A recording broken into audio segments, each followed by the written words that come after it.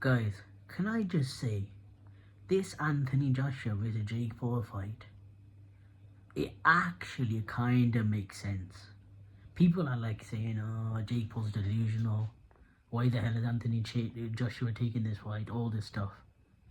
But I think this fight makes sense. For Anthony Joshua, that is. For Anthony Joshua might actually cook Jake Paul. But let me tell you why this makes sense. First of all, for Anthony Joshua, what is it? He was going to fight. Like, whenever he loses a big fight, he goes back down the ladder and fights someone like basically nobody and goes back up the ladder like how he did with Usyk. Then now he lost to Dubois, so he's going to go back down, fight again like maybe 3-4 times a year, and then see where he goes from there. But he basically was going to fight a guy called Cassius, or was it Cassius or something? I can't remember his name, but it was like he basically had like a 24-win, 3-loss record.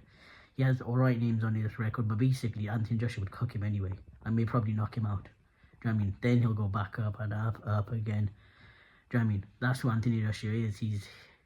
He's a type of guy who will fight a lot just to go back up. Like, he'll go back down the ladder to go back up the ladder. Usually when some fighters lose, they go for another next name, big name. But no, Anthony Joshua goes down and then goes back up.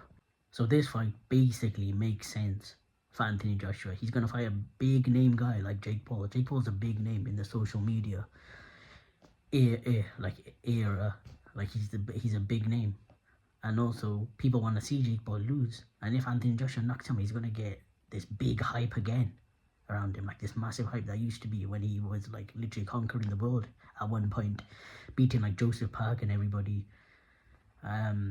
You know, like, basically beating everybody when he was the world champion, except for, like, Tyson Fury and Deontay Wilder. The fight didn't happen. And then, obviously, Usyk and stuff.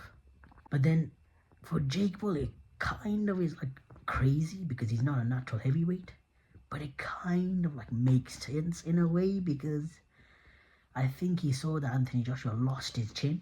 Like, he kind of lost his chin in the Dubois fight with and his chin has not been the same. So I think Jake Paul thinks that he can literally hit him and, you know, knock Anthony Joshua out. And I feel like because Anthony Joshua is still in the rankings, Jake Paul's gonna get the respect that he always wanted, and he can't get that with many people. And also, Anthony Joshua is a big name guy in the UK. He used to sell out arenas, and he still does. And he's a massive name, and he's basically, Jake Paul thinks he's gonna get the whole. If he beats Anthony Joshua, which is kind of delusional, which is crazy, he's gonna get so much more fan following as well, and the whole world's gonna respect him.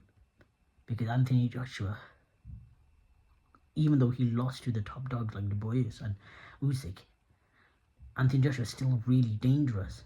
So Jake Paul like wants to exploit that stuff. Do you know what I mean? He wants to exploit it. Yeah, but I think Jake Paul, I don't know.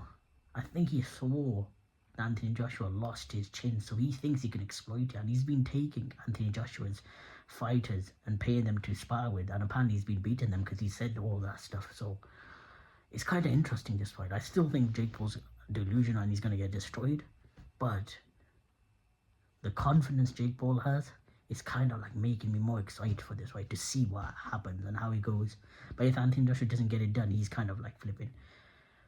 Probably finished. If Anthony Joshua loses to Jake Paul, there's so much pressure on him that his career is probably over at this point now. And he's going to get disrespected how Mike Tyson got disrespected for Jake Paul.